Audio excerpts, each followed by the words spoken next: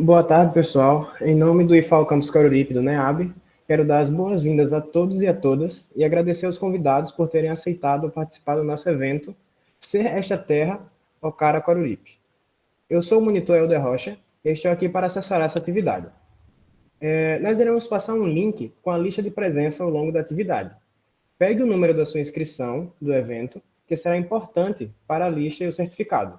Atenção, o número da compra não é o número de inscrição. E também peço para vocês prestem atenção se vocês estão copiando o link de inscrição no evento ou na atividade, tá? Nesse caso aqui é para copiar o da atividade, que chegou por e-mail, muito provavelmente. O nome dessa oficina é Saberes Indígenas em Alagoas, Escutar para Aprender. E os nossos convidados são Ângela Maria Araújo Leite, Eruanã Cariri Chocó e Marcelo Tingui. Vou deixar que os convidados se apresentem e muito obrigado. Bem, boa tarde a todos e a todas. Tivemos um contratempo com o Marcelo, daqui a pouco ele deve entrar. Então, enquanto ele chega, a gente vai conversando.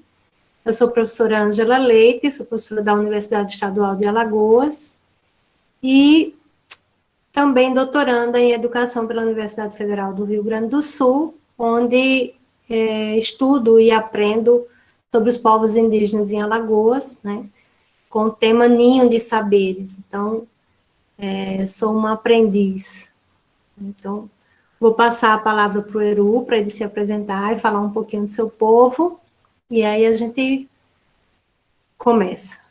Eru, por favor. Olá, Cangui Queretu, boa tarde a todos. Como vocês ouviram, eu sou Eruanã Cariri Chocó, aqui do povo Cariri Chocó, que fica localizado no próximo município de Porto Real do Colégio. Vivemos às margens do rio Opara, né, que é o Rio São Francisco. Somos um povo de aproximadamente quase 4.000 indígenas. Estamos aqui vivendo, né, de acordo como Deus quer. Estamos aqui nessa roda de conversa para esclarecer, né, o que vocês quiserem saber sobre nossa vida, né, e dizer que aqui está um nativo Cariri Chocó, né, com muito orgulho, e gostaria muito, né, de poder ajudar vocês no que puder. Vou pedir ao Helder para ele projetar, Helder, o mapa. Vou fazer uma pequena fala, né, a respeito. Na verdade, a ideia é que tanto o Eru quanto o Marcelo, né, possam conversar, né, a respeito da vida deles, né, o olhar deles. Então, a minha contribuição é bem pequena, porque eu também aprendo, né.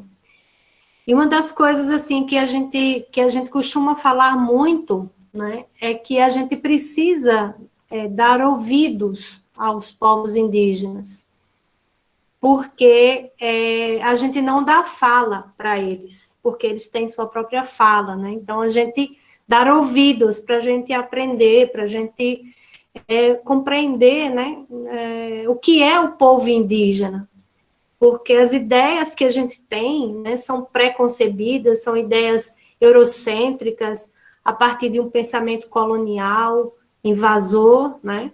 Então, geralmente a gente carrega, né, no nosso imaginário, um índio, né, o índio que é esse índio caricata, né, o índio cantado pela Xuxa, o índio que está lá nas atividades da escola com uma oca, o índio que caça, o índio que pesca, o índio que faz né, faz o barulhinho típico. E quando a gente se depara com a realidade, né, com um indígena que está em todas as profissões, com um indígena que é professor, Eruanã, que é um futuro geógrafo, do Bueri de canto, do Bueri é professor, ele é professor de canto, né, na cultura dele, e futuro geógrafo, né, e médicos, e advogados, enfim, indígenas que estão no nosso meio e que a gente olha e diz assim, não, mas você é índio? Como assim você é índio? porque o nosso imaginário, ele não faz parte da realidade, né? O nosso imaginário fica lá em 1500, né? Quando ocorre a invasão, né, do Brasil. Então, aí vocês têm um mapa que traz os povos indígenas em Alagoas, e aí vocês podem ver aí, praticamente o litoral a gente não tem, porque os povos que habitavam esse litoral, os povos Caeté e Potiguaras, foram exterminados, né? Quando, da invenção de que os Caetés comeram o bispo sardinha, vocês devem conhecer essa história, a escola conta, né? Que os índios Caetés, selvagens, devoraram o bispo sardinha e toda a sua tripulação, né? Uma fome danada, né? E aí, havia, na época, leis que impediam que os índios fossem mortos, a menos que. E nesse a menos que, havia uma forma que era se eles cometessem antropofagia. Só que no caso, né, do que eles foram acusados, seria de canibalismo e não de antropofagia, porque antropofagia tem um outro significado, né? Então, por conta disso, os Caetés foram perseguidos, assassinados, destruídos, e junto com os Caetés, os Potiguaras e vários outros povos, né? Alagoas tinha mais de 20 povos durante esse período, e o banho de sangue foi tanto e tão grande, que a maioria dos povos indígenas acabaram fugindo para o interior, né, como forma de resistência, como forma de sobrevivência. E aí, no lugar das terras Caetés e Potiguaras, a cana-de-açúcar tomou conta, né? Então, o mar de cana que a gente vê hoje, ele foi plantado em cima do sangue Caeté e Potiguara. Então, a gente tem aí em Joaquim Gomes o povo Vassucocal, né, que é o que vai, digamos assim, restar aí na zona da mata. Lá em Palmeira dos Índios, nós temos o povo Chucurucariri, com mais de 8 aldeias, né, com mais de 8 comunidades. Vamos ter em Feira Grande o povo Tinguibotó, né, aqui pertinho de Arapiraca. Em São Sebastião, os povos Carapotó, Plaquiô e Carapotó Terra Nova. Lá em Porto Real do Colégio, a terra da Cíntia e do Eruanã, o povo Cariri Chocó, né, as margens do Opara, do Velho Chico.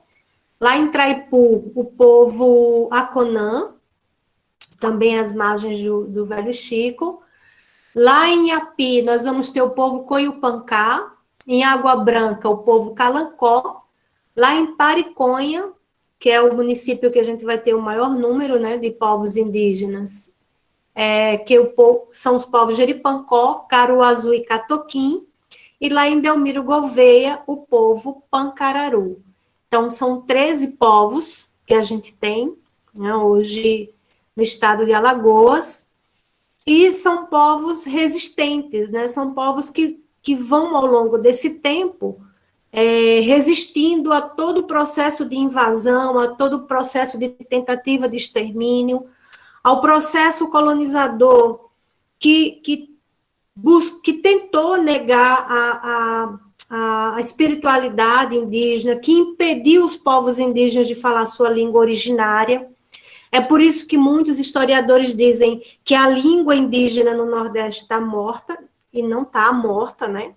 A língua permaneceu, só que não de forma fluente, tanto que vocês viram que o Eru cumprimentou vocês com Cangui Caiapri, né, que é o boa tarde, do Bueri, que ele é professor, que é o sentido de professor, né, do Bueri de canto, e essa língua que vai se mantendo como forma de resistência nos rituais que passaram a ser secretos, porque cada vez que ocorria um ritual, havia perseguição, as pessoas eram presas, espancadas, mortas, as casas eram incendiadas, se descobrisse um ritual, uma expressão da sua espiritualidade, né?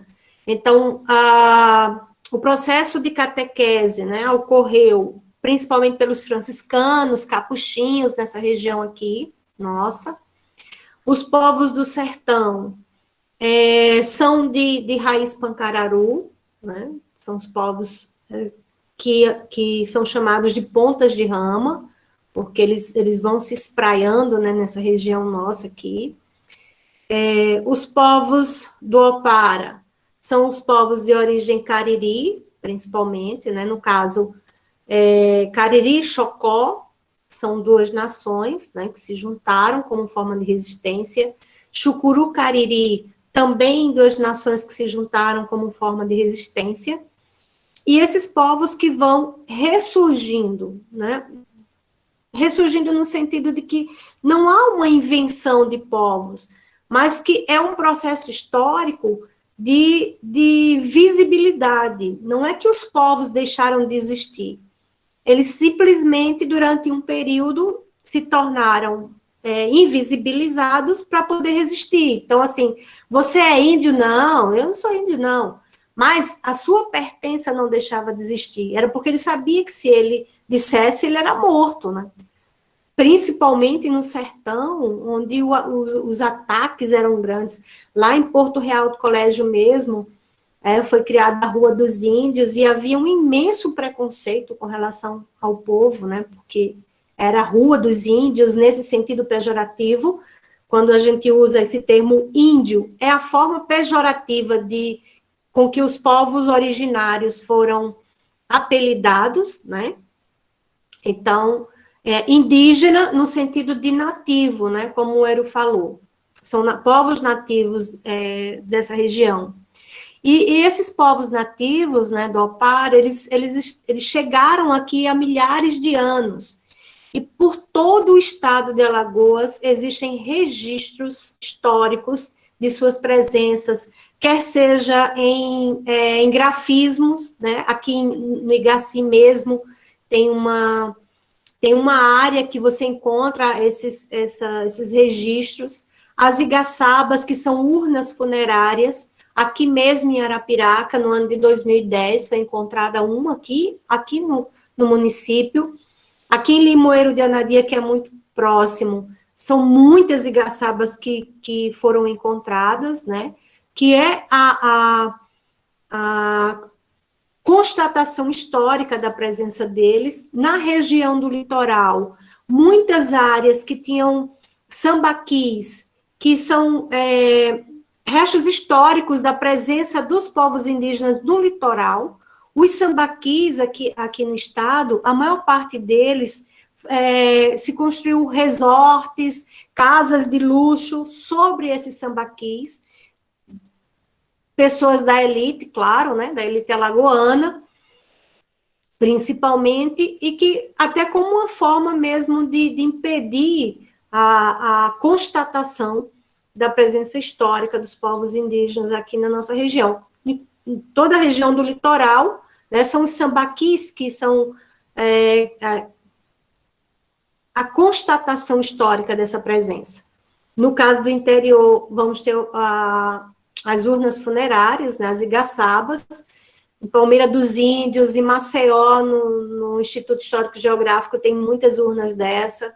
E os povos atuais, em alguns casos, quando se encontra a urna funerária, já não deixa mais sair da sua terra, já começa a guardar esse material, porque faz parte do plantio, né, do seu povo, né, que é a ideia de que o indígena, ele não morre, ele é plantado, né, ele volta para a terra, porque ele é da terra, né, ele volta para a mãe terra. Então, todas essas ideias, todas essas construções, que são construções que, na maioria das vezes, a gente desconhece e que, praticamente, a gente não estuda. Então, quando se trata dos povos indígenas, historicamente falando, o que a gente tem são ideias de que o Brasil começa em 1500, portanto, os índios, né, como são colocados, eles são frutos dessa descoberta / invasão. Então, pouco a gente fala a respeito da presença indígena ao longo de milhares de anos, né? em toda a Abya Yala, em toda a América, né? Que é terra dos povos originários. Então, essa terra originária que foi invadida, saqueada, massacrada, né? Que milhões de índios perderam sua vida, é dessa terra que a gente vai falar. E principalmente, né, principalmente dessa Alagoas indígena, né? Segundo o IBGE, se não me falha a memória, dos 102 municípios alagoanos, apenas 3 não tem indígena autodeclarado, né? Então, mesmo que você não tenha aldeia, mas você tem no seu território indígena, né? E mesmo que ele não esteja dentro da aldeia, a sua pertença, a sua identidade, ela só pode ser questionada por outro indígena, né? Não por nós, não indígenas, que somos chamados de cabeça seca. Próximo, Helder, por favor. E aí, para a gente começar a discussão, né? Acho que Marcelo deve ter tido um probleminha, mas para a gente começar a discussão, tem algumas perguntas aí que se costuma fazer, né, a respeito dos povos indígenas. Primeiro, aquela pergunta básica: você é índio de verdade? No Nordeste tem índio, em Alagoas tem índio, eu nunca soube que em Alagoas tem índio, já ouvi muito isso, né? Então, como é que você pergunta para um indígena se ele é índio de verdade? Índio com tecnologia, índio com celular. Olha, índio tem um iPhone. Como assim o índio tem um iPhone? Né? Ele é índio com iPhone? Né? Índio é tudo igual. E vem o estereótipo de que o índio, ele só é índio se ele tiver cabelo lisinho, se ele tiver de tanga, se ele fizer barulhinho com a boca, né? E uma outra pergunta que é muito feita, né? Para que índio quer terra? É tanta terra para tão pouco índio? Porque a gente dá o sentido e a conotação de terra como propriedade, né? Então, vamos falar um pouquinho disso. E uma outra também, para que índio vai para a escola e para a universidade? O que é que ele vai fazer? Ele não tem que ficar na aldeia? Por que o índio não fica na aldeia? Se ele é índio, ele tem que ficar na aldeia, né? E aí, os povos indígenas, na escola e na universidade, sofrem os piores tipos de preconceito. Por que eu falo que são os piores? Porque deveria ser um espaço de mais conscientização, né? Um espaço de mais liberdade, um espaço de mais respeito, né, ao outro. E, no entanto, os espaços escolares e universitários são os espaços mais cruéis com relação às diferenças, com relação aos povos originários. Então, esse preconceito parte muito do desconhecimento, né, da ignorância, de não ouvirmos o povo originário, né? Então, a gente vai construindo ao longo da vida um imaginário, né? E nesse imaginário, a gente quer enquadrar todos aqueles que a gente encontra, né?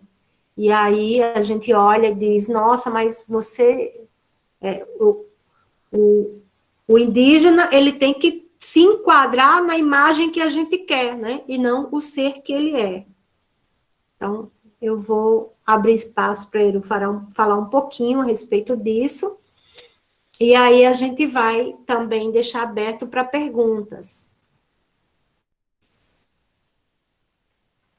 Bom, sobre essa primeira pergunta, né?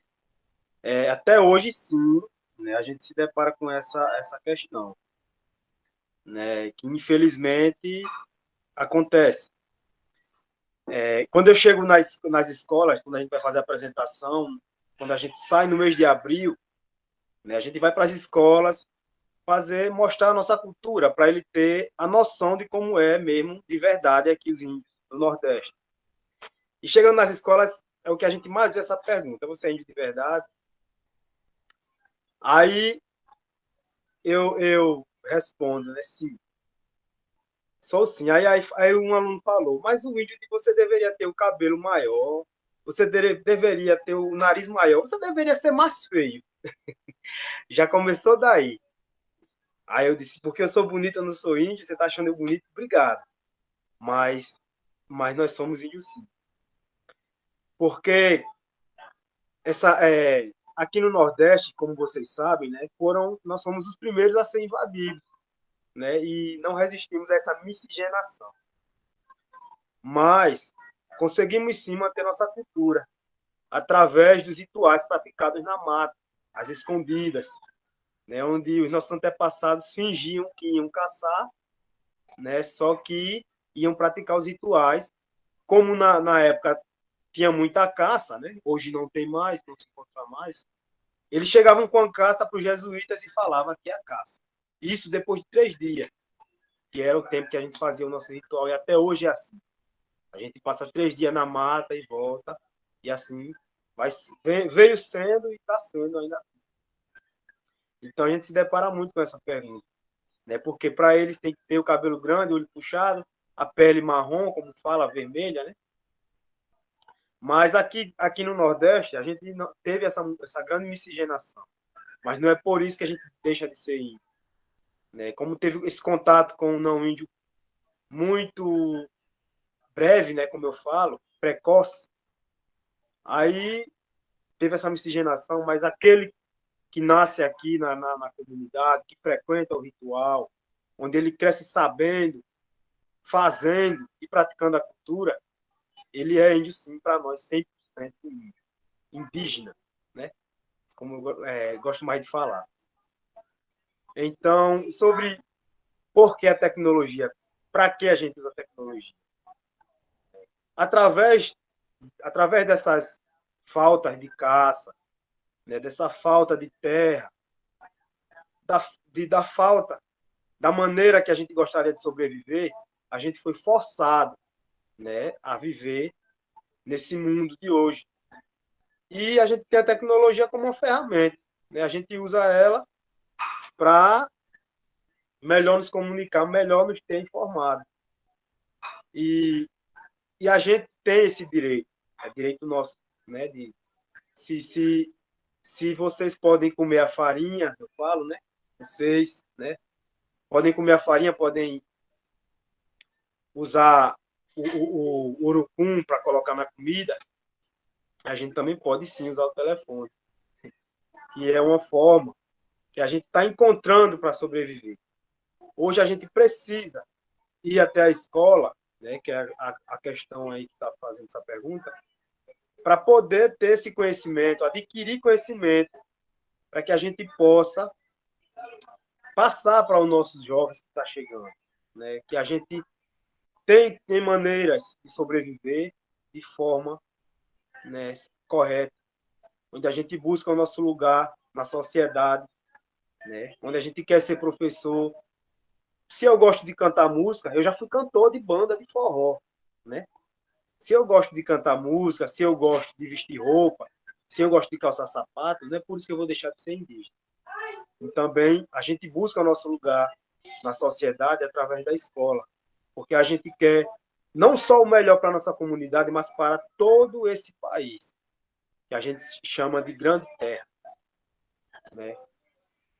E assim, né, como fala, todo índio é igual, todo indígena é igual, a gente tem algumas coisas parecidas, né, mas cada um com sua especificidade, cada um com seus conhecimentos, com seus cantos e suas tradições, né? Começando pela língua, são mais de 200 línguas faladas aqui no Brasil ainda hoje, né? E então a gente tem algumas coisas, né, parecidas como as ocas, né? São as casas, tem a fogueira que sempre tem que ter acredito que em toda a comunidade indígena, mas cada um com seu jeito de ser, né? A gente tem significados diferentes, começando pelos nomes também, né? A gente tem significados diferentes. Aí quando fala, e para que índio quer terra?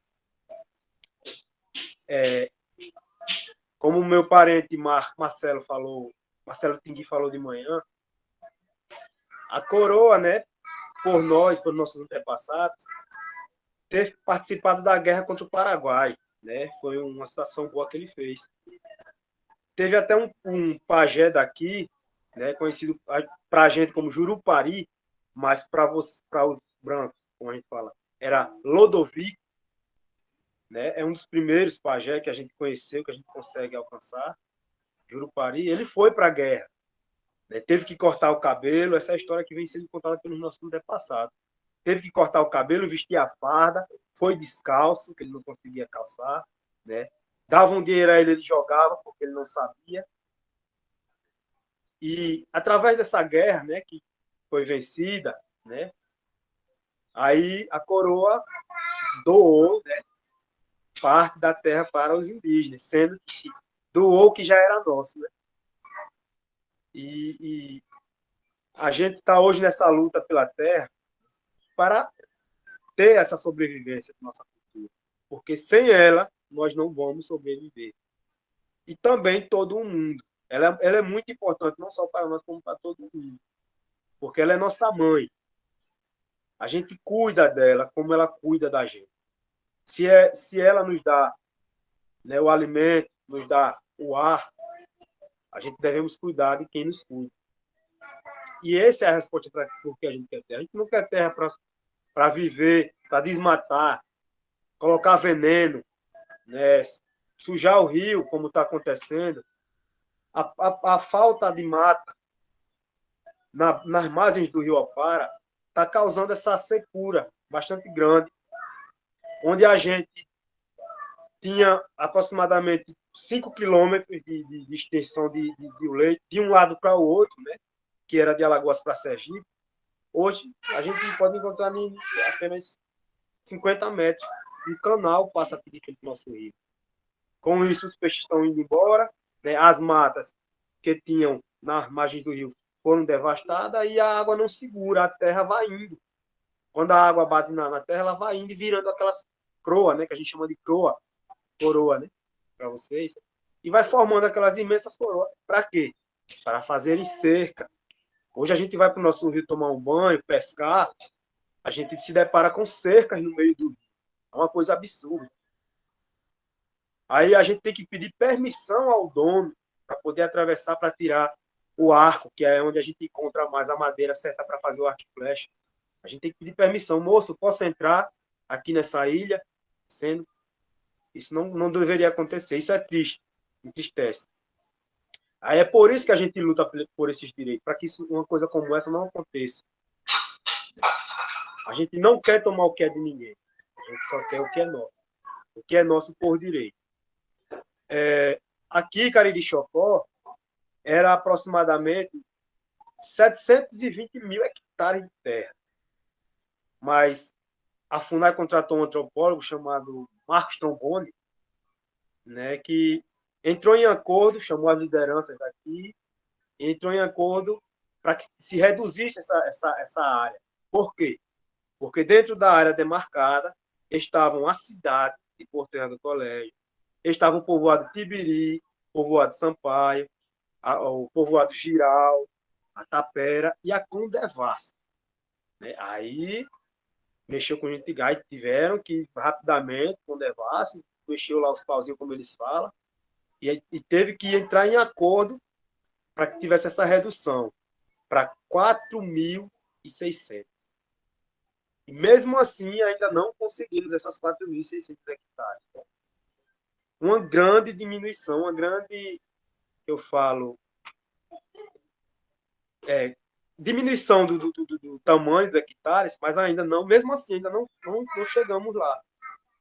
Né? Que a cidade ficou de fora, no acordo foi isso, a Condevasco também, toda a área que vai chegar próximo de Sergipe.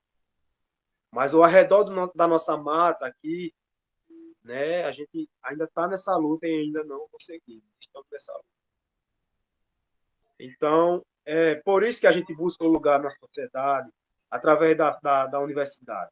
O CLIND, né, que é pela UNEAL, na qual eu estou cursando Geografia, minha parente Cíntia também está cursando Letras, e nossos outros parentes, 40 aqui de Cariri-Chocó, e de Tinguibotó, Carapotó-Plaquiô, Carapotó-Terra Nova, e das comunidade do Sertão, todos estão participando da universidade, graças a Deus, é uma grande oportunidade para nós, para que a gente possa adquirir esse conhecimento e saber onde a gente vai entrar. Saber que tem como uma forma melhor de resolver isso, sem ser na forma física, como era feito antigamente. Então, a gente vem, essa maior luta que a gente tem, nossa maior luta hoje é manter nossa cultura, por essa civilização muito grande, né? Por a gente ser os primeiros a serem invadidos. Os índios do norte, lá do Xingu, do Mato Grosso, do Maranhão, que está no Nordeste, mas a gente considera norte porque eles têm ainda uma parte da Mata Amazônica, né? Que tem os gaviões lá. É Nordeste, mas ainda tem um pedaço da Mata Amazônica. Eles conseguem ainda manter mais um pouco do que a gente, o isolamento, eu falo. Aí, por isso que vê, os índios do norte, né, tem umas características mais indígenas, né, porque tem pouca mistura. Né, e a gente, hoje, tem esse conhecimento e a gente busca manter, como nossos antepassados lutaram e conseguiram manter até hoje. E a gente vai fazendo isso, né, através dos conhecimentos tradicionais, principalmente, e dos conhecimentos não indígenas, né, da sociedade, dos direitos que a gente tem. E é isso. Obrigada, Eru. A Cíntia é também aluna do CLINE, né, que é o curso de licenciatura intercultural indígena. Cíntia, se você quiser falar, fique à vontade também, tá? Você, como uma mulher indígena, tem uma fala importante. Fique à vontade também, tá? E aí eu vou deixar espaço, se vocês quiserem fazer perguntas, vocês podem levantar a mão e fazer tanto falando quanto podem escrever também, né? Para que a gente possa realmente fazer essa conversa, né? Porque a ideia da roda de conversa, como a gente disse de manhã, o ideal era que a gente estivesse embaixo de uma árvore, né? Todo mundo sentado em forma circular, e aí a gente pudesse estar fazendo esse bate-papo, né? Então, na verdade, não é uma... Mateus, na verdade, não é uma palestra, né? É uma conversa mesmo. Então, Mateus pode falar. Só um minutinho, o Helder pode tirar o slide, por favor. Mateus, Boa tarde. boa tarde. É, eu gostaria de saber sobre a tecnologia. Vocês estão começando a usar porque vocês estão precisando, como você disse, que é um material que vocês usam até para trabalho. Mas tem alguns dos povos indígenas que eles jogam alguns jogos também. Sim, né? Como a gente começou, veio um projeto para aqui, para a comunidade, há uns 10 anos atrás, onde chegou computadores, né? Onde a gente aprendesse a manusear.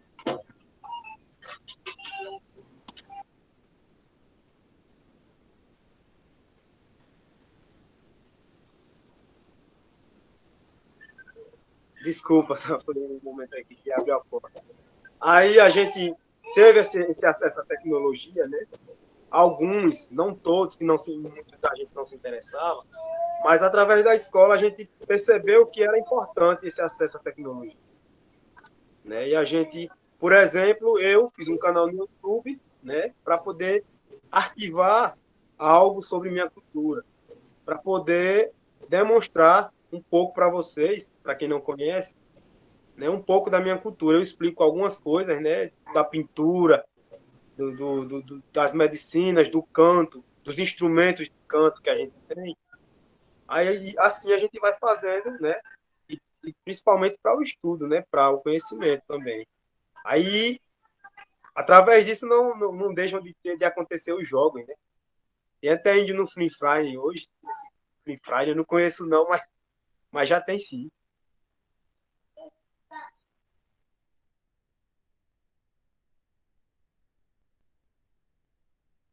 Eu tô Eu vou projetar aqui, só um minutinho.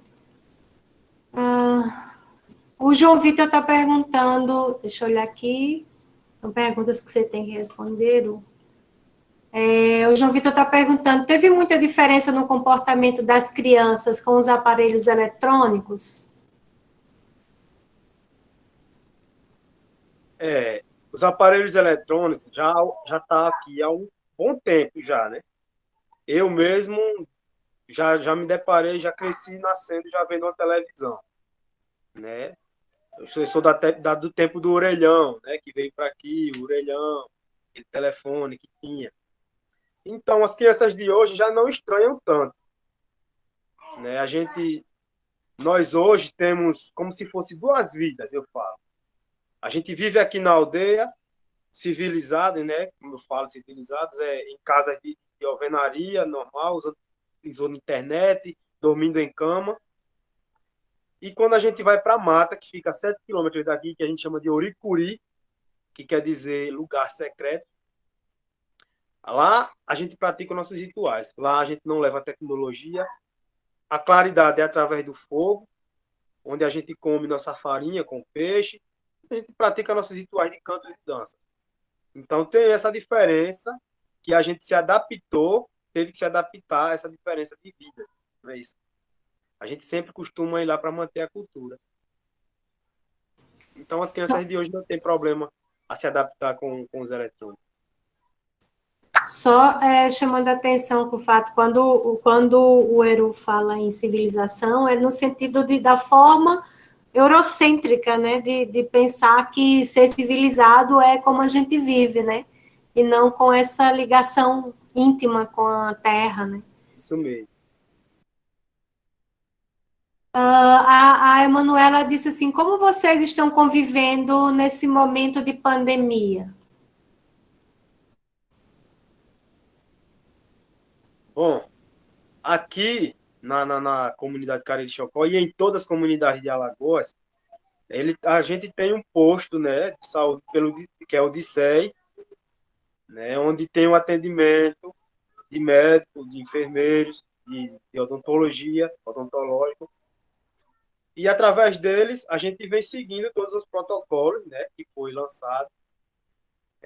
No começo houve aquele afastamento social, né, que fala, mas a gente primeiramente através do pajé, né, tivemos a nossa medicina, nossas formas de nos cuidar, né, pois a gente tinha o conhecimento que não era uma coisa fácil de lidar.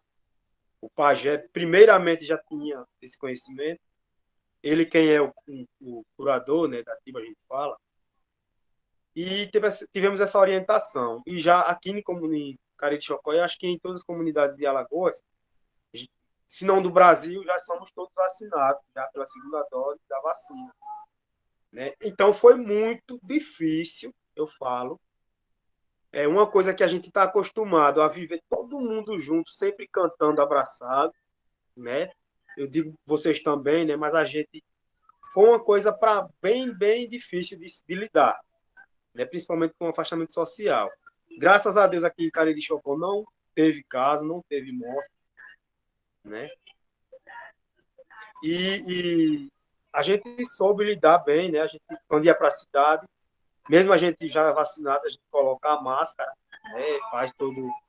Coloca o álcool na mão, mas quando volta a gente vive normal. Graças a Deus que está todo mundo vacinado, a gente vive normal, frequenta nosso ritual. Então hoje já está praticamente normal aqui na nossa comunidade. Mas foi um momento bem difícil, né? Parou as escolas, né? Teve que parar os jogos de futebol que a gente pratica aqui, né? Mas no nosso ritual não. A gente continuou e continua. Deixa eu falar também que foi um momento também que eu passei de muita dificuldade, né, porque eu em construção de tese, e a minha tese, como eu falei, é a respeito do ninho de saberes indígenas em Alagoas, e aí as aldeias foram todas fechadas, os caciques, né, fecharam suas aldeias para os não indígenas, então nós não indígenas não podíamos entrar nas aldeias, são a autonomia que eles têm, um direito que eles têm. E aí foi bem complicado. E aí o Eruanã, nesse momento, foi o meu do Bueri, né? Um dos meus do Bueri, que a gente exatamente pela tecnologia, né? Através do Google Meet, através do WhatsApp, a gente sempre conversando, me tirando as dúvidas, me ensinando. Então, por conta da tecnologia, eu pude terminar a minha tese, né? Estou concluindo agora. Então, essa tecnologia, né? Ela é extremamente necessária no mundo atual, no sentido de interligar as pessoas, né? Essa é uma das coisas muito importantes e diferentes em relação às sociedades indígenas, essa coisa do uso a partir das afetividades, né? A gente vê hoje as redes sociais recheadas de ódio, de discursos de ódio, né, de ataques. E os povos indígenas têm muito essa coisa da afetividade. As guerras que são travadas pelos povos indígenas são lutas de resistência, né? Nunca de ataque. Os povos indígenas não atacam, eles resistem. Então, a luta é sempre a partir dos encontros e das afetividades. E a tecnologia tem sido hoje fundamental. Você, por exemplo, Tucuna, que eu sigo, eu sou apaixonada pelos vídeos do Tucuna, ele é pataxó, e aí ele faz uns vídeos muito engraçados dessa forma como as pessoas veem, né, os indígenas, nessas caricaturas e nesses imaginários que são construídos. Então, a tecnologia hoje tem sido fundamental para os povos indígenas para cortar esses estereótipos que são criados, né? Os cantores, os MCs, né, hoje são muito importantes na música, né, para trazer a força originária, né? As mulheres que são guerreiras, que estão na mídia também, como a Célia Chacriabá, a Sônia Guajajara, que é fundamental nessa luta, né? A Wênia Wapchana, que é uma deputada que está lá lutando pelos povos indígenas, né? Que também já foi candidata a vice-presidente. Então, hoje, os povos indígenas estão aí, só não vê quem não quer, né? Então, e a tecnologia tem sido fundamental nesse caminhar. O Marcelo, infelizmente, não sei o que aconteceu, o Marcelo, ele é cineasta, né? Ele é tinguibotó, na parte da manhã, a fala dele é muito potente, é muito forte, e o Marcelo produz, né? Ele, inclusive, Aruana, ele estava falando que quer montar um documentário, com você e tal. Então, o Marcelo é um desses entusiastas da tecnologia, né? Um cineasta originário, um cineasta indígena, né? Fazendo... Ele é, inclusive, do IFAL, ele faz ciências biológicas no IFAL, né? Deixa-me ver aqui, tem uma pergunta que eu gostaria de responder. O Gustavo disse assim, o Estado brasileiro ainda tem poder sobre vocês? Como, por exemplo, eles podem cobrar impostos? E aí eu vou responder no sentido assim, por que eu vou responder? Porque eu trabalho com a questão das políticas públicas, né?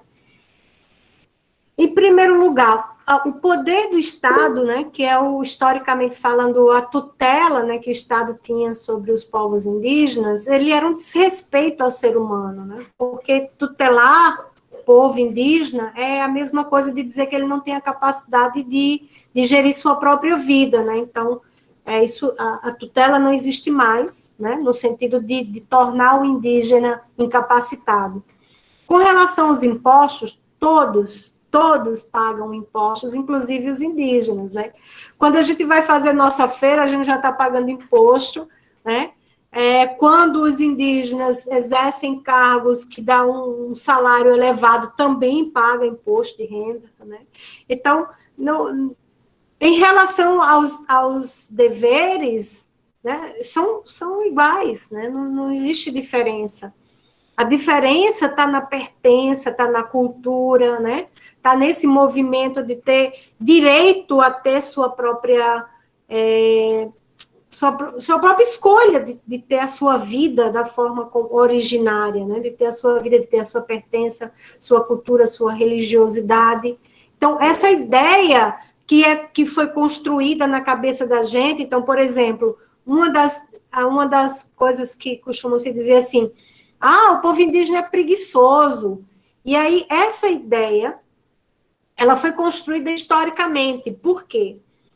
Quando ocorreu o processo de invasão, veja bem, minha gente, chegaram navios de Portugal. O Brasil, olha o tamanho, um país continente, né, com milhões de indígenas, milhões. Então, milhões de indígenas com alguns navios. Então, o que você acha que era usado como mão de obra? Eram os indígenas, né?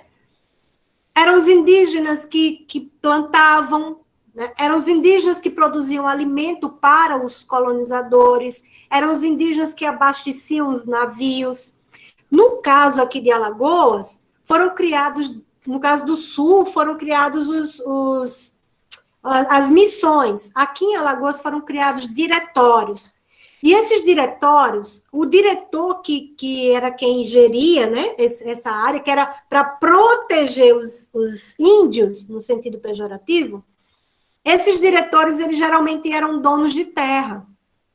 Então, o que eles faziam? Havia uma lei, né, em que as terras dos povos indígenas, elas eram arrendadas para que o dinheiro pudesse sustentar os índios. É claro que quem arrendava as terras era o diretor do diretório. E, além disso, ele podia também arregimentar a mão de obra indígena. Ou seja, ele ia explorar a mão de obra indígena. Então, muitos indígenas fugiam do diretório para fugir dessas explorações, né?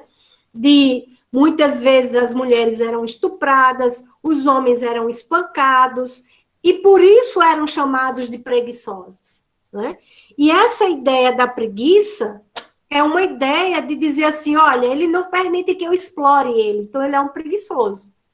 Então, a resistência do povo indígena foi colocada como preguiça, né? Não, eu não vou permitir que você explore a minha mão de obra, eu não vou permitir trabalhar de sol a sol sem que você me dê nenhum prato de comida, né? Então, a fome, a miséria, né? a falta de respeito, as intimidações, tudo isso acontecia dentro dos diretórios. E tudo isso levou para que o povo indígena carregasse esse estigma de preguiçoso, né? E há também de se lembrar que os povos indígenas, eles não estavam habituados a trabalhar para juntar, né? Então, quando se ia caçar e pescar, era para toda a comunidade. Ninguém ia caçar e pescar para vender a pesca. Ninguém ia plantar para comer e vender a comida. Isso não acontecia, né? Era tudo para o sustento da comunidade. A vida era coletiva. Não havia essas individualidades, né? Não havia interesse de ganho. Era interesse de sobrevivência. Bastava ter o que fosse necessário para a comunidade. Não havia excedente. Então, o excedente é o colonizador que quer. Então, a exploração é o colonizador que quer. Então, como ele não conseguia explorar, porque havia resistência, então passa a chamar o indígena de preguiçoso, né? Deixe-me ver aqui, tem mais... Me desculpe responder, mas é mais por conta dessa questão histórica. Tá. Eu vou passar aqui um vídeo que é do Eruanã, esse é o filhinho dele, coisa mais linda do mundo. Tá lá no YouTube. Sou Eruanã, Cariri Chocó.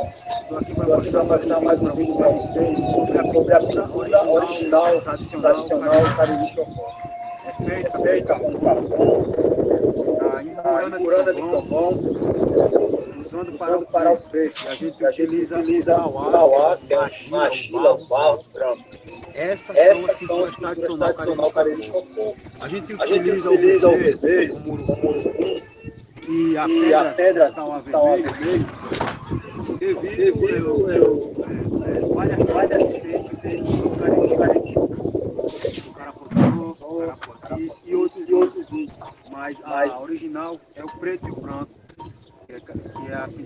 tradicional Cariri Chocó.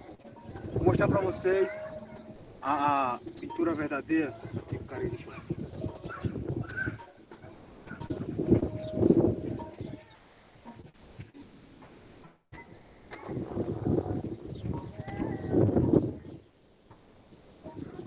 A gente costuma usar o preto. Antigamente eles falavam que era para que, demonstrando o caminho a percorrer, a escuridão,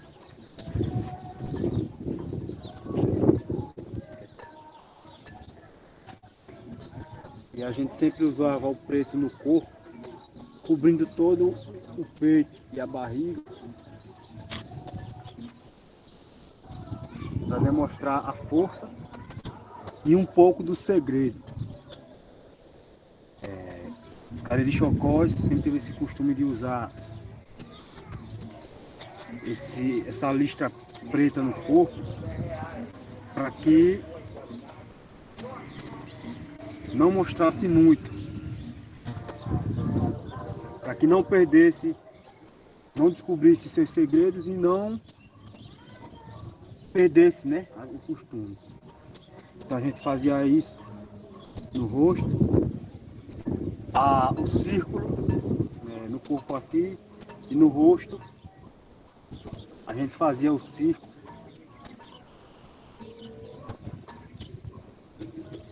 representando o caminho percorrido por eles. E os Cariri Chocó viviam como nômades, sempre percorrendo o estado de Sergipe, Pernambuco. E essa é a original pintura do Cariri Chocó. Hoje a gente usa outras pinturas devido o encontro com outras tribos também, né? A gente vê várias pinturas bonitas, mas lembrando que essa é a tradicional pintura Cariri Chocó. Hoje muitos indígenas até falam, mal poucos deles usam essa pintura. E a gente faz, como vocês estão vendo, sempre usando essa pintura no rosto, onde mostra também a junção das duas tribos. E aqui eu venho com o Tauá, que a tribo de Chocó usava muito. Como eles foram acolhidos pelos Cariri, o círculo por volta e o branco está lá no meio, para mostrar a junção das duas tribos. E a gente vindo com o Tauá por fora. Então é uma argila que ele vai secando aos poucos.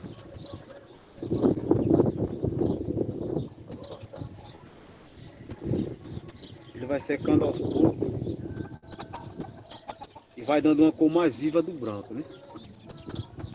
A gente usa o urucum, a gente usa o Tauá vermelho, que é tradicional dos Carapotó Plaquiô, mas a original é o preto e o branco, o carvão. A gente usa o genipapo também pelo conhecimento com outras tribos, que a gente descobriu que ela dura mais tempo no corpo. Mas essa é a pintura tradicional Cariri Chocó. Esse foi mais um vídeo meu de Eruanã Cariri Chocó, na Teque.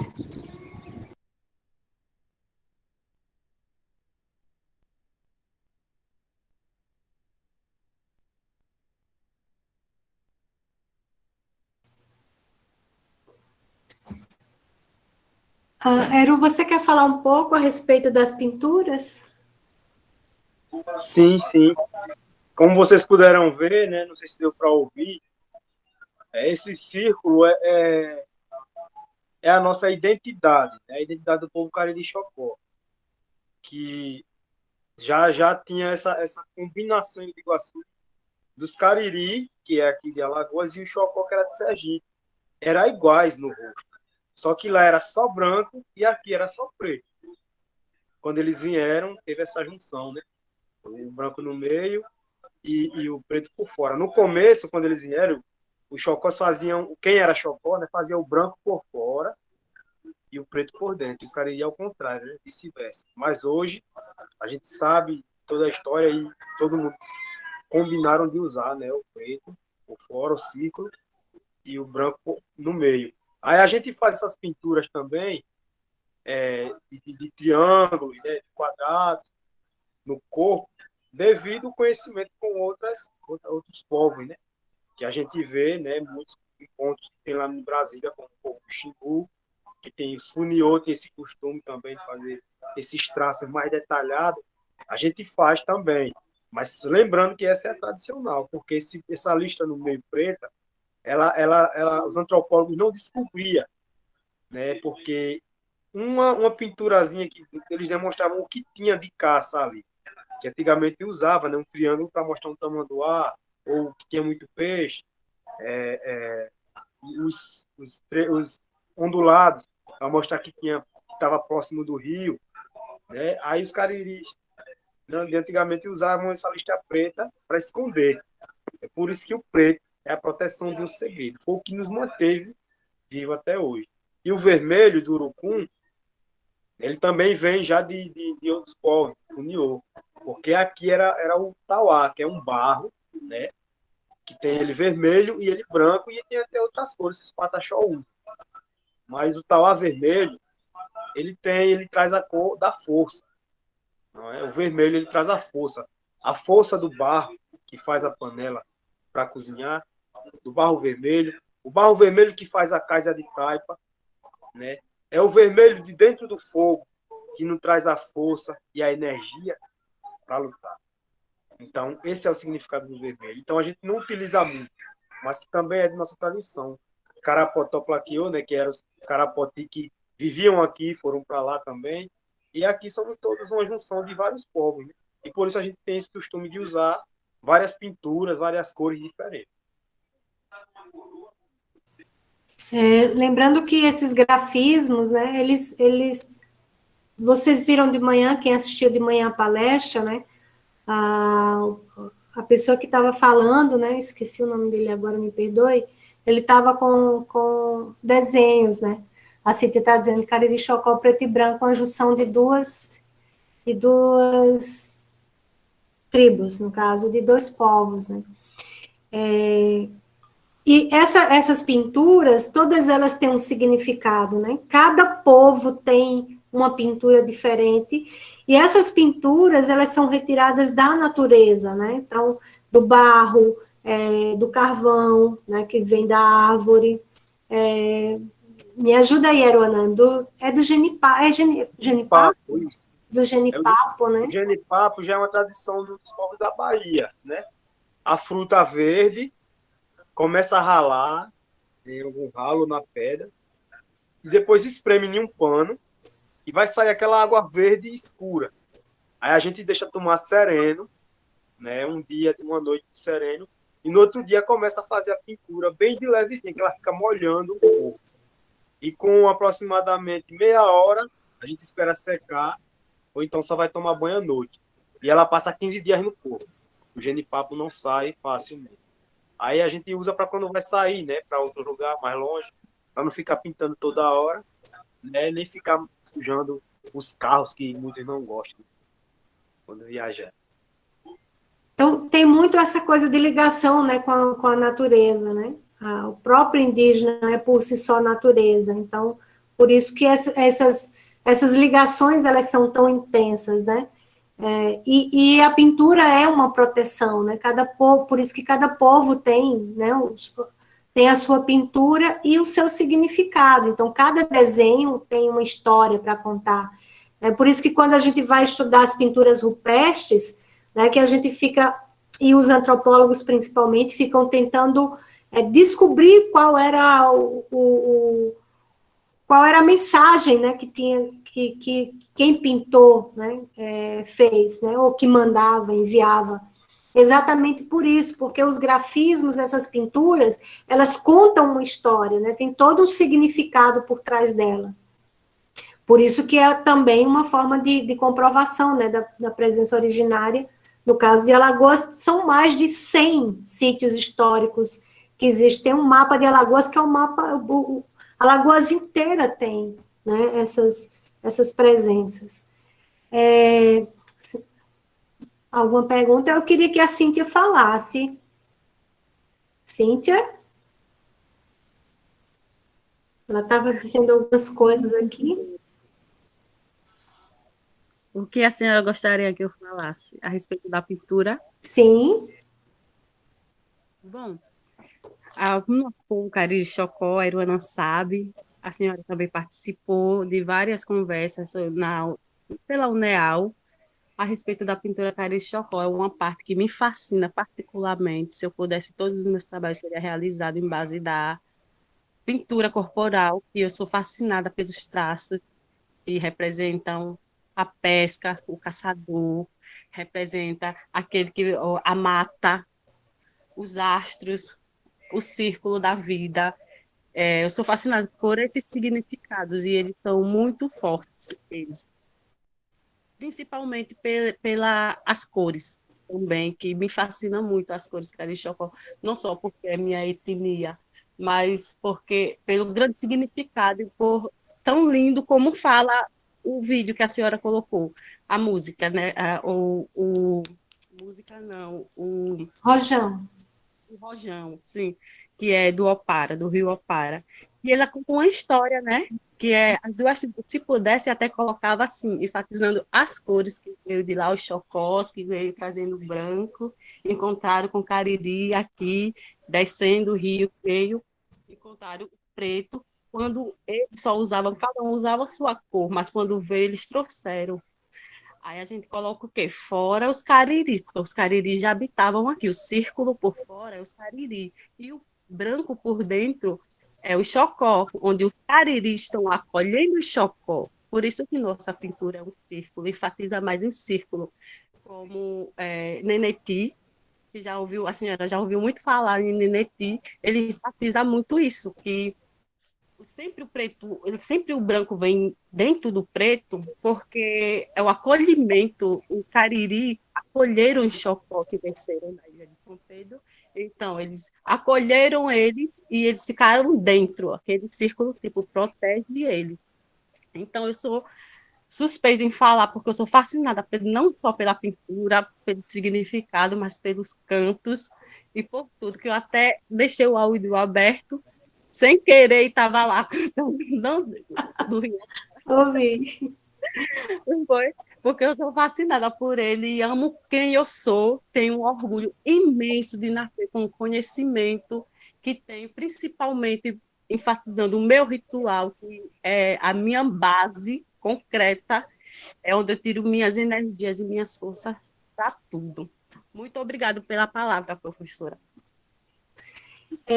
Eu gostaria só um minutinho, Eru. Eu gostaria só de dizer aos demais, principalmente quem ainda não conversou, é que, assim, às vezes tem determinadas coisas que elas não podem ser ditas, né? Que faz parte do segredo, como o Eru já disse.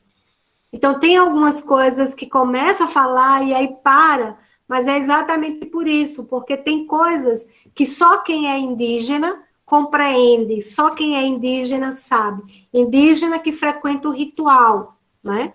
Porque existem essas diferenças também, né, dentro dos povos.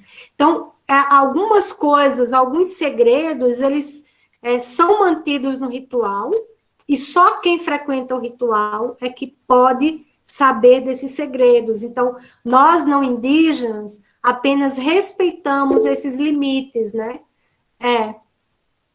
Exatamente. Não é só quem é a gente não costuma usar muito tribo, né? Porque dá um significado bem, às vezes, pejorativo. Mas, assim, quem frequenta o ritual. Eu vou deixar a Eru falar. Eru, por favor. Que é ele que me ensina isso. Isso aqui, a gente aqui, né, como já está bem essa miscigenação grande, tem muitos índios, indígenas casados com não indígenas, né, já que vivem aqui na nossa comunidade. Né, não indígenas que casaram com indígenas e estão aqui vivendo na nossa comunidade. Porém, quando nós vamos para a mata, que fica a 7 quilômetros da comunidade, lá é onde a gente vive, como eu falei, a forma nativa, né? Sem interferência de tecnologia, de telefone, e fogão a gás, é tudo natural. Só não vivemos mais, é isso que eu posso falar, porque tem como hoje ter um calção, hoje tem como as mulheres vestem vestidos, não é? Mas quem vive aqui, que é casado com o indígena, ele não vai para a mata. Os filhos dele vão através, né, da mãe ou do pai que é indígena. E esses levam lá para a mata, chegando lá até 1 ano de idade, quando leva ele, pronto, aí ele vai e vai sendo sempre seguindo com a gente, né, esses rituais. Quem não é indígena fica aqui na comunidade, na aldeia.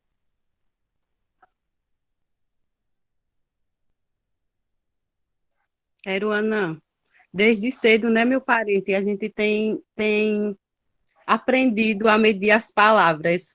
Por isso que, na maioria das vezes, tem aquele procurando a palavra certa, não é verdade?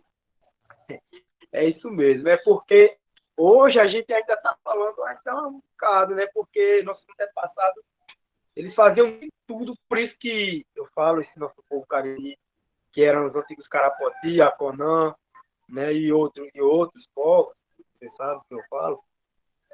Eles não se mostravam muito, era pouco falado em livros, né? Porque eles ficavam sempre, né, isolados, faziam de tudo para não se mostrar, até se passava por não indígena. Acontecia muito para esconder o segredo. A pintura também. Aí, quando os chocós vieram, né, trazendo o branco do conhecimento e da maturidade, que é a cor significa isso, e o preto a proteção e força, aí houve essa junção e essa maneira de a gente se sair mais e buscar mais. Hoje a gente sabemos que podemos, né, dizer algo sem descobrir o que a gente quer. A gente sabe onde a gente pode chegar e onde não podemos. Então, hoje a gente tem esse conhecimento, não é? E a gente sempre vai, né, buscando algo, sabendo que onde a gente pode chegar. É igual o preto da nossa pintura, que a gente só pode dizer o quê? Que é o misterioso, o desconhecido, aquilo que ninguém vê, não é? A gente, quando chega daí, pronto, a gente já falou tudo. Isso mesmo. Para nós, né? Para outros povos já tem outro significado, né? O Xingu mesmo, eles usam o preto todo como se fossem do macaco, né? Tipo uma homenagem ao macaco. Eles são os caiapó do Raoni, né? Que é o povo dos Raoni. Eles se fazem muito como macaco, né? Eles gostam do animal, né? Eles cuidam do animal. Aí eles têm essa representatividade, essa explicação, né?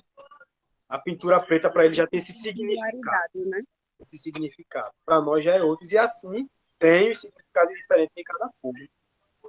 Por isso que é importante dizer que, assim, quando a gente fala de povos indígenas, não dá para a gente generalizar e dizer os povos indígenas são. Porque a gente precisa conhecer que povo indígena. Então, quando eles falaram assim, pronto, para a gente, então, assim, para o povo Cariri-Chocó, é assim, que pode ter um outro significado para o Jeripancó, pode ter um outro significado para o Tinguibotó, pode ter um outro significado para o Catoquim, né, para o Coiupancá. Então, cada povo tem a sua especificidade. E essa generalidade que a gente trata os povos indígenas, ela é uma coisa assim, bastante limitada em termos de conhecimento. Né? Por isso que os povos, quando a gente trata dos povos, a gente mostra principalmente que cada povo tem a sua organização própria, tem a sua espiritualidade, né, que depende do como isso foi sendo construído. Então, os Cariri, né, que, por exemplo, Tinguibotó, é de origem Cariri, os Cariri, o Chucuru Cariri, Cariri Chocó, os Aconã, né, tem, digamos assim, uma raiz, né, semelhante. Vou dizer semelhante para não dizer igual, né, porque não dá para usar essa igualdade. Então, tem uma mesma raiz. O povo pancararu tem uma outra raiz. Então, os povos do sertão, por exemplo, tem os encantados, tem o menino do rancho, tem uma outra forma de espiritualidade, que é diferente, por exemplo, dos Guarani, né? Os Guarani que estão no Rio Grande do Sul, no Paraguai, em São Paulo, no Mato Grosso, né? Os Caingangue, os Xoclém, cada povo tem suas especificidades. Então, quando a gente fala em povos originários, dá essa ideia de que são os povos da terra, né, que estavam aqui.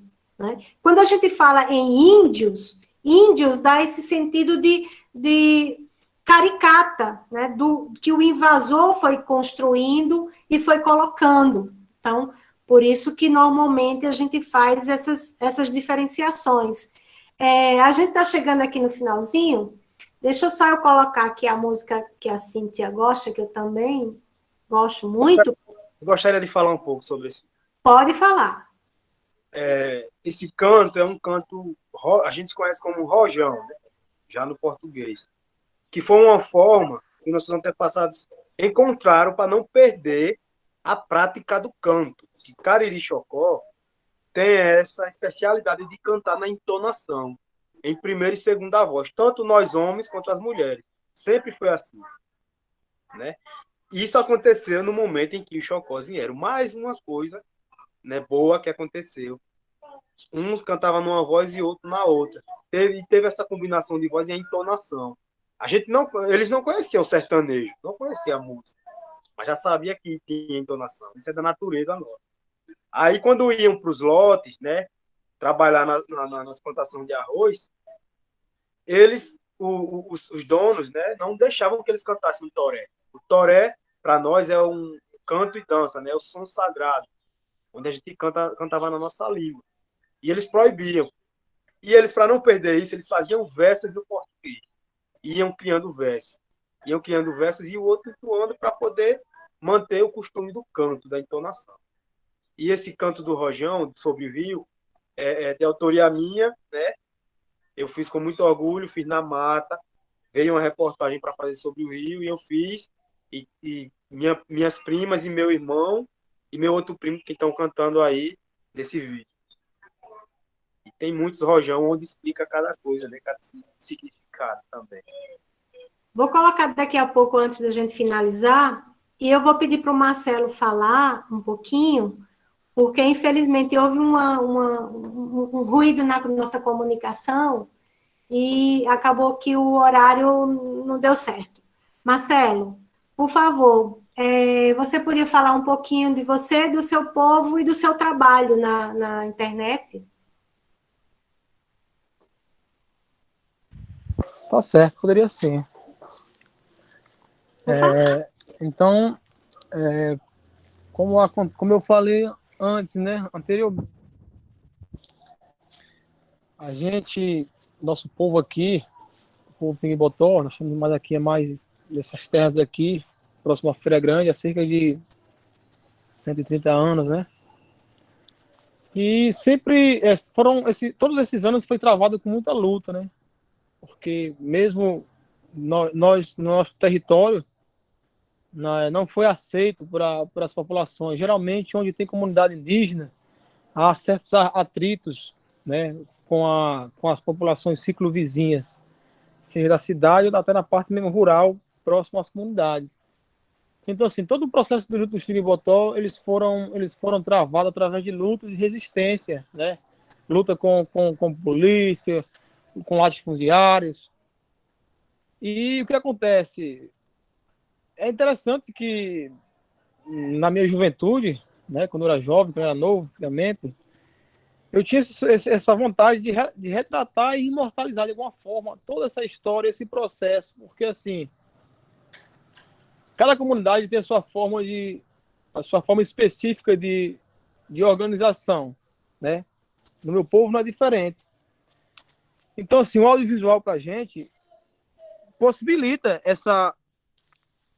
de certa forma, essa imortalização para que o jovem hoje saiba e conheçam sobre a sua tradição, mas, primeiro, como foi para chegar até hoje, ter internet, de ter casa para morar, de ter um território para poder plantar. Como se deu essa luta? Então, para haver um processo de valorização dos mais velhos, dos guerreiros antigos que fizeram tudo isso. Então, assim, um dos meus documentários é o Sofrimento, Lutas e Conquistas de um Povo Guerreiro, que há cerca de 10 anos atrás, há 13 anos atrás eu fiz ele, e de lá para cá muitas árvores antigas tombaram, né? Não estão, já fizeram a passagem já, mas porém fica mais fácil no momento que eu pego um filho, uma criança, e vou falar para ele: quem foi Dona Lindaura? Quem foi Dona Lindaura? Quem foi João Ferreira? E vai lá no YouTube, vai lá no canal e clica lá e começa a ver. Porque quando a gente fala de alguém, a gente automaticamente, no nosso subconsciente, nós caracterizamos um indivíduo, né? Então, assim, essas pessoas estão lá imortalizadas, e as histórias e lutas, né? Para que não esquecemos o quanto essas pessoas foram importantes. Então, assim, a Tingui Filmes é um coletivo audiovisual que relata todos esses processos etnográficos, né? Não só um núcleo de cinema, mas também um núcleo comunicativo, porque tem as páginas do Face, tem a página do Instagram, e agora no presente eu estou envolvido num projeto com a Fiocruz e o NEPS lá do Rio de Janeiro, que a gente estamos criando uma rede de audiovisual indígena no Nordeste. Ou seja, a gente estamos nas comunidades para buscar jovens e pessoas que trabalhem um pouco com audiovisual e possa dar esse suporte, ter uma plataforma para estar mandando seus vídeos e tal, porque a gente vê que é importante essa ferramenta do audiovisual. Então, por aqui, indígenas se especializaram, aprenderam a editar vídeo, aprenderam a mexer com câmera, com som, nós mesmos, tudo por nós mesmos. E a gente fala o cinema de guerrilha, né? Que o cinema de guerrilha, essa questão de você fazer um mini documentário, um web documentário com celular, né? É você gravar e denunciar as injustiças e as lutas sociais que existem na sua comunidade. Então, é o que acontece, né? Na pandemia mesmo foi o que aconteceu, né? Na pandemia, porque o que tem muito na internet hoje é desinformação, né? A gente encontra muito pouca informação, é mais desinformação. Então, assim, na pandemia, o pessoal ficou muito assustado, não entendia muito o que era, como era, entendeu? E aí a Tingui Filmes entrou nessa questão, né? Por estar no território, por todo mundo conhecer as pessoas, então as notícias eram mais coesas. Foi feito documentários voltados para a prevenção, né? A questão do distanciamento social e tal. Então é mais ou menos isso, como funciona os nossos trabalhos. Obrigada, Marcelo. Deixa eu só colocar aqui a guia. Deixa eu compartilhar aqui a música. Deixa eu coisar aqui. No rio só tem piranha, sereia só tem no mar. Namora, meu bem, meu amor quer me deixar, não faça eu chorar. Dá uma grande tristeza, dá vontade de chorar, de ver o meu rio, nosso para secar, meu rio não se vá. No rio só tem piranha, sereia só tem no mar. Namora, meu bem, meu amor quer me deixar, não faça eu chorar. Lá no meio desse rio, duas tribos se conheceram, embaixo Cariri. Chocolate de cima veio quando o rio era cheio. No rio só tem piranha, sereia só tem no mar. Namora, meu bem, meu amor quer me deixar, não faça eu chorar. foi tão bonito. Formaram um povo só, uma grande aldeia. Tribo Cariri Chocó, e a força ficou maior. No rio só tem piranha, sereia só tem no mar. Namora, meu bem, meu amor quer me deixar, não faça eu chorar. Dá uma grande tristeza, dá vontade de chorar, de ver o meu rio, nosso ó para secar, meu rio não se vai. No rio só tem piranha, sereia só tem no mar. Namora, meu bem, meu amor quer me deixar, não faça eu chorar.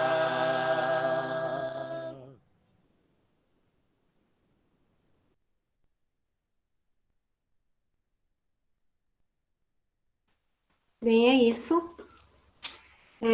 Vou deixar, se alguém quiser fazer alguma pergunta ainda, se não, deixo aberto para o Heru, para o Marcelo e para a Cíntia. Se vocês quiserem falar alguma coisa, fiquem à vontade.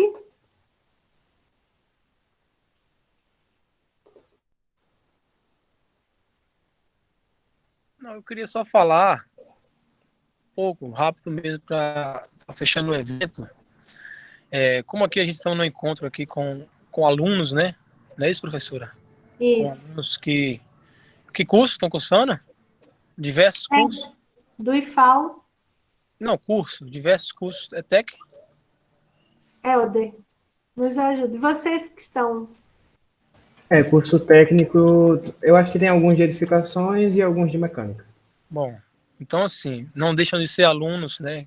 E eu tenho certeza que muitos de vocês, eu acho que o aluno, assim como o indígena, tem essa responsabilidade, né, de cuidar do seu povo, cuidar do seu rio, das suas matas, dos seus animais. A gente tem essa responsabilidade. Não por conta que o branco tá queimando tudo e engolindo tudo, não. A gente tem a responsabilidade porque nossos velhos deixou. A gente sabe que é importante que o verde permaneça e o azul. Mas vocês, enquanto alunos na sociedade, vocês têm essa responsabilidade de estarem defendendo os seus povos, sim. Porque nós nos pertencemos, né? Os povos indígenas de Alagoas, os povos indígenas das comunidades, pertencem ao povo, é um patrimônio histórico vivo.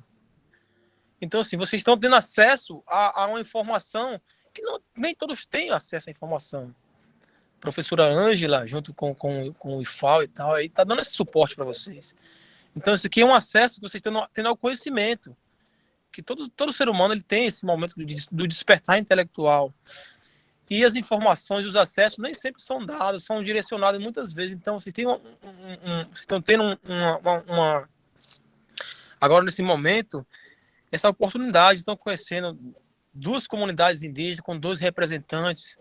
Então, assim, é interessante que vocês entendam um pouco, que vocês criem curiosidade para entender, porque são povos que pertencem, são povos que na verdade, eu vi falando, minha avó pertencia, eu sou índio e tal, como eu faço, mas, na verdade, esse Brasil, ele é mais indígena do que ocidental, né? A mistura indígena é muito grande, então o sangue, a espiritualidade indígena, ela é de todos.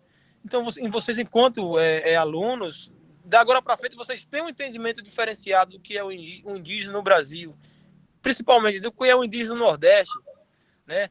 Ao escreverem, ao conversarem, vocês têm esse raciocínio da agora para frente e que vocês também aprenderam algo sobre nós.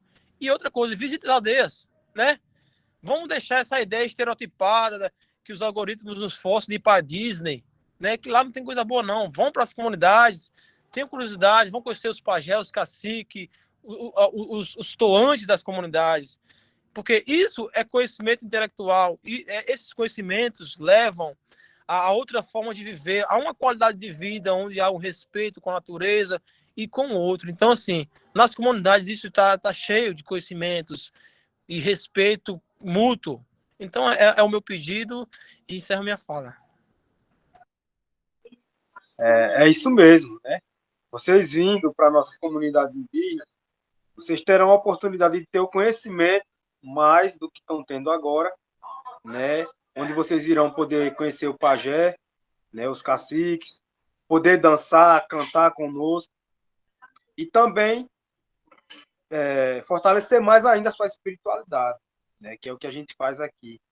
Chegando aqui, eu tenho certeza que vocês não irão se arrepender, né? Hoje, a gente estamos de braços abertos para aquele que vem de bom coração, que eu tenho certeza que é o que vocês estão fazendo agora. Se vocês estão aqui, né, nos assistindo, conversando conosco, é porque vocês estão com o coração aberto.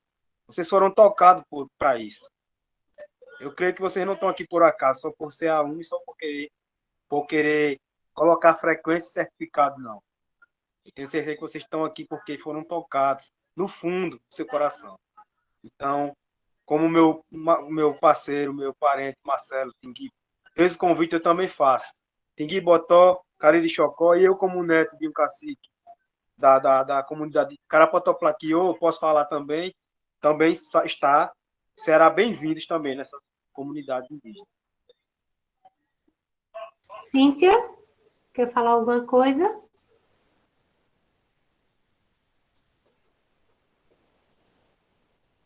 Cíntia, eu acho que está desligado se você estiver falando. Se não, eu vou agradecer a participação, vou dizer que, como o Marcelo colocou, o Eru também, são epistemologias, né? É ciência, a universidade, né, a escola, o Instituto Federal está produzindo, mas existe também uma ciência originária, né? Que é a epistemologia originária, ou as epistemologias. Então,